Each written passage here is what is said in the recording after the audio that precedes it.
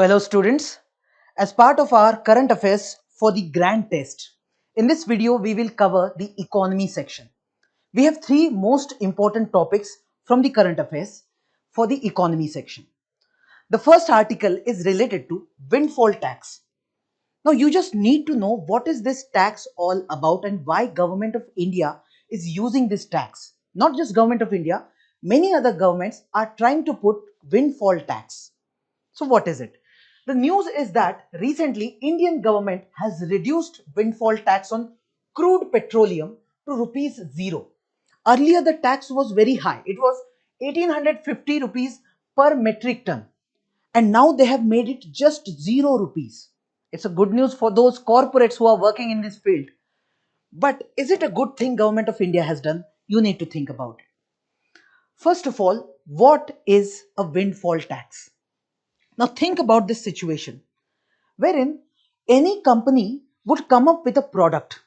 They will sell that product and earn money. What they will do is they will try to make their product innovative. They'll do marketing. They will always work hard to make their product better than other products in the market. So whatever efforts they are putting, because of that, they are earning money. They are earning more profit. This is the way capitalism works. This is the way profits are made by the companies. This is the simple logic. And governments takes some tax from these companies as part of our social justice system, as part of our welfare state system. Now there is a twist. What happens is that sometimes companies do not do anything and suddenly because of something else, they start making profit. Let me give an example. When COVID-19 came into picture, we saw lockdowns, we saw many things happening. Because of lockdown, entire economy got destroyed. We are still trying to recover from this pandemic-led recession. So we saw that many companies, their profits started reducing. Many people lost their jobs. But at the same time, we saw some companies, specifically some pharmaceutical companies, they started earning more than what they were doing earlier. No, it's not like these pharmaceutical companies, they made some changes in their product, they did some kind of marketing or they did something good. They did nothing. Just because of a big event, an external event, they started earning suddenly more amount. So this is something very unique happening. They had not made any contribution, but suddenly their profit increased exponentially. Now government thinks that when such companies are earning profit for doing nothing, there was no contribution from their side, it was just their luck or it was some kind of external factor which played a key role in their heavy profit. So government thinks that if this money is going into the pockets of these companies, it is not absolutely correct. Government thinks that we need to redistribute that profit among all the people of the country. So government comes up with a new plan. That plan is to bring windfall tax. Now the name windfall. So these companies have earned money with a wind. A wind came and suddenly they became very rich. Suddenly they got so much profit. So that's why they brought the tax with the name windfall tax. So government says that if there is any such kind of event, an external event, because of which companies are suddenly increasing their profit, in that case government will also take some revenue out of it. If they have earned, let's say, 100 crore rupees, then government will say we want some share out of it, we want some amount from this extra amount that you have earned. See, there is a parallel tax which is already there. Companies are already paying the tax which they were already paying, but apart from that tax you have to additionally pay this extra tax because you have earned extra amount of money and you had not made any contribution to get that. You just got it luck by chance. So government is taking this money because government wants to redistribute. Government wants to redistribute all of this profit or all of this amount. It is the job of the government to redistribute the profit, redistribute the money, redistribute the wealth. Even if you read the Constitution of India, it is the responsibility of government to redistribute all the wealth. That's why we carry out many reforms in our taxation system. So this is simply what we call as windfall tax. Now there is one more angle to it. Why governments are more or less interested in putting such tax? When we see governments rather actually try to provide ease of doing business, they want companies to make profit. One of the reason is to get the revenue, but another reason is the public sentiment. See, when COVID was taking place, when such pharmaceutical companies were making heavy profits, not just this example, you can even think about a war. Let's say a war starts in the Gulf region. What you will observe, suddenly oil prices will increase. And when oil prices will suddenly increase, the companies which are working in this particular field, they will suddenly start making very heavy profit. So what public thinks? Public gets this sentiment that they are doing something wrong. They don't deserve to get this much amount of money. And to address this concern of public, government has to come up with a taxation. So that's why there is a good intent also, and there is public sentiment also to bring such kind of windfall tax. Now obviously, companies would never like to get such types of tax. Companies would never want that they should be targeted with such taxes. Now, these companies, it's not like there is only one specific field or one specific sector in which these companies are making such profits. No, you can look at energy companies, you can look at financial institutions. See, when there is a financial crisis, you'll observe some NBFCs or some banks will suddenly start making profits. Then there can be even technology firms. If suddenly there comes up with some companies come up with a new technology, or suddenly there is a change in technology, you will observe some companies gaining extraordinary gains or extraordinary profits. So there, it's not like there is only one kind of company who is making profit. There is no such category as such, and government can put such windfall tax on any of this kind of company. Now there are some challenges also, even if government is trying to do that. I said that the businesses will not like it. First of all, they'll say what constitutes windfall and what does not constitute windfall. See, there will be external events happening again and again after every few days or few months, but will you call it a windfall event or not? See, COVID was a unique thing, but right now we are observing mpox, a new kind of disease that has come up. But will you call mpox has come, that means it's a windfall event? That's a very subjective thing. We have to think. And companies will say that this is very subjective. You cannot put any kind of tax on us suddenly. So they may even go to Supreme Court or any other court, and they can challenge the legality of government's action. Because earlier there was no tax, you suddenly put a tax on us when we were making profit. This goes against ease of doing business. And see, from this angle, when an investor is making some kind of investment or a company is being set, they will think in a long term. So if you come up with such actions, see, windfall tax has been put for a very short or temporary time period because something has happened recently. But this short term action will have very long term impact when it comes to government policies and when it comes to investment and corporate strategies, because companies will think again and again before making any investment in your country. Clear? So this is all about windfall tax. This is the basic thing which you need to know, nothing else. Clear? Now, the next topic. This is related to vertical fiscal imbalance. Now, this particular term was in news.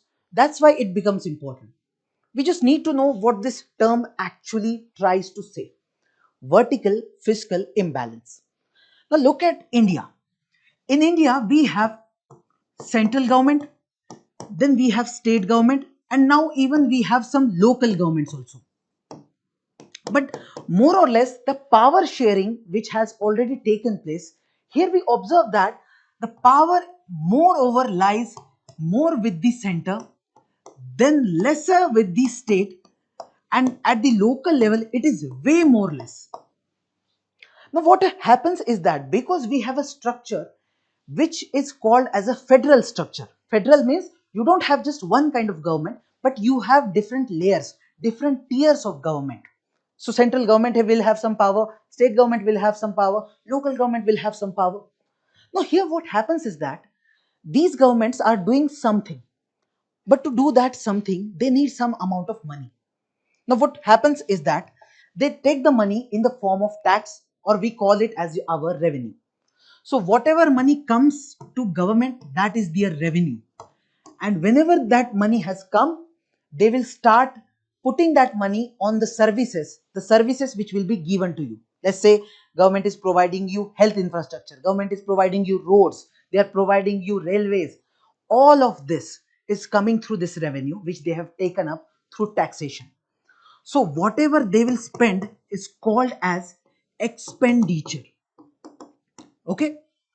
Now obviously if government is getting rupees 100, they can spend rupees 100. Obvious logic. But now we have multiple layers of government. So if I talk about central government and if I talk about state government, there is an imbalance. When it comes to expenditure, when it comes to spending money, it is state government who is spending more. Who is spending more. Why? Because if you look at the citizens, the services citizens are getting, or citizen is interacting with the government, it is not interacting more with the central government, rather citizens are interacting more with the state governments or even the local governments. So if you need health, do you get health from center or state? Obviously state. If you need education, you go to the state government. So basic things, whatever a citizen usually require, even the police service, the police is under the state service only. So overall, when it comes to spending money, the responsibility more lies on the state governments. They spend more as compared to central government. They have to spend more. But interesting thing is that the revenue that the governments are getting, the money that they are getting, the more money lies with the central government. So this is, we are saying, is an imbalance. If you are spending more, you should get more. You should have more money to spend more money. And you are not spending more, you are spending less, then you should get less amount of money. But in case of India, the system is completely reversed. And that's why we are calling it vertical fiscal imbalance. Vertically, because central government is at top, then state government, then local government. Vertically, there is an imbalance. And this imbalance leads to many problems specifically for the state governments. Now to give you the data, states incur 61% of the revenue expenditure but collect only 38% of the revenue receipts. Please understand. They are getting money, how much? Only 38%. They are spending how much? 61%. Now you will say, sir, if they don't even have money, how are they spending?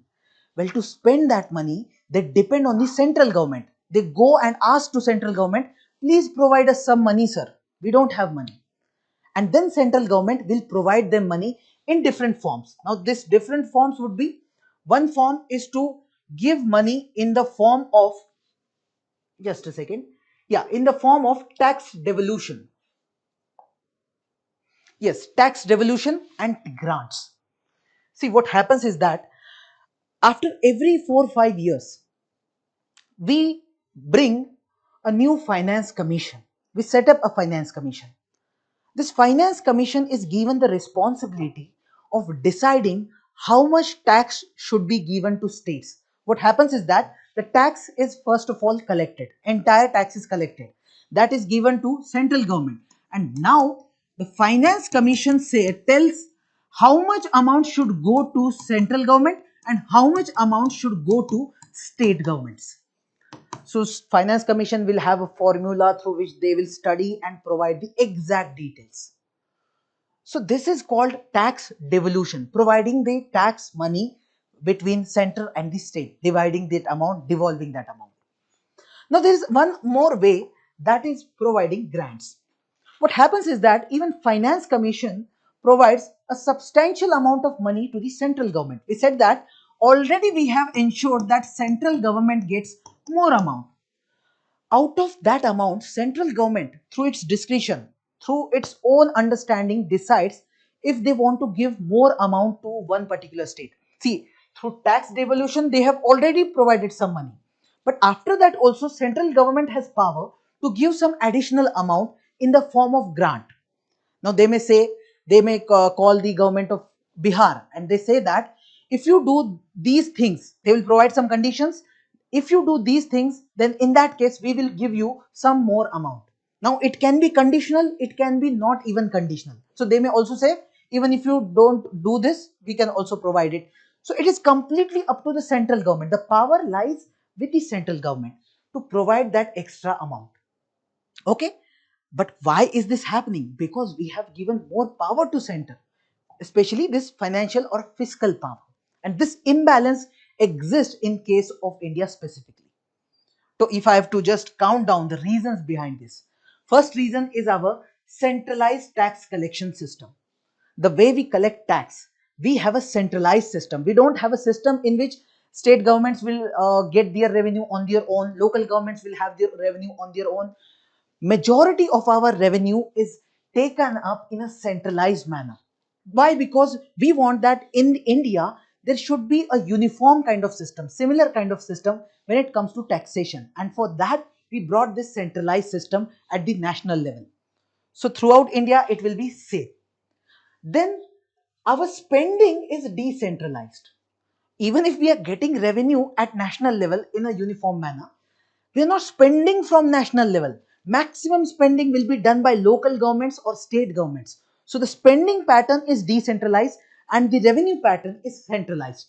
This is a paradox.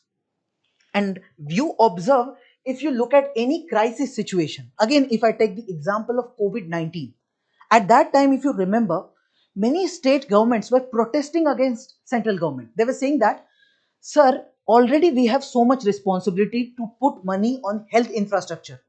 Suddenly COVID-19 has come. Suddenly we have to spend way more than our capabilities. So right now we need more money. So whenever there is some kind of crisis, state governments have to put more money, because anyway these services are given by state governments and not the central government. That's why many times state governments say that this vertical fiscal imbalance is not good for them. They don't like it at all. Clear?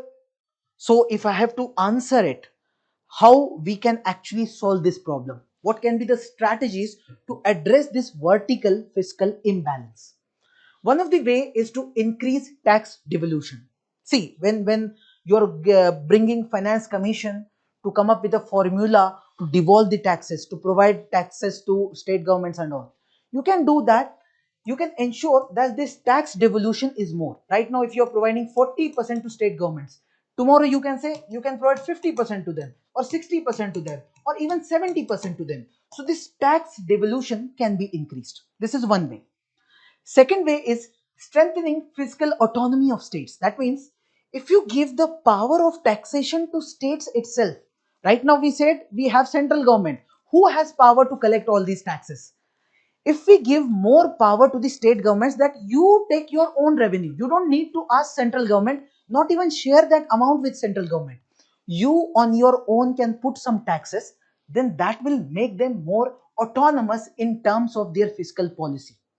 Okay, so this is one of them. Third, we can even improve the efficiency of grants. So the central government gives some grants. I told you about the example of Bihar, wherein government can say that we will provide you some extra amount. So if this extra amount which is being given, if we can improve that, if we can bring some formula or some flexibility in it, then even state governments will feel better. Obviously, in times of crisis, they would want some more grant. Okay, so even some state government said that, sir, we should have a formula from finance commission in which at least 50% of the money should be devolved, and later on there should be some kinds of grants also. So all of this combined can solve this problem of vertical fiscal imbalance. I hope this is clear. Okay, now moving on to the third topic, or the last topic of economy section, that is unified lending interface. Now, what has happened? Recently, Reserve Bank of India has said that we are coming up with a new platform, a new system, which is named as Unified Lending Interface. Now the name is very much similar to UPI. Just like UPI, now we have ULI. And RBI is also saying it is a similar kind of system. Now what RBI is actually trying to bring in? The thought process is that we first brought UPI, and with UPI we have changed the way our economy was working. The way we were making transactions earlier and now we are making is very much different. Right now it's very easy for us. We go to any shop, open our UPI app, scan the code and make the payment. This is something very unique. If you even look at other countries, they too do not have such kind of instant payment system. They do not have such system. India is right now marketing its system and providing it to other countries also. So UPI is very unique. A country like India is becoming cashless just because of UPI. And now, one important thing about UPI is that it is very easy to use. It is very easy to work on.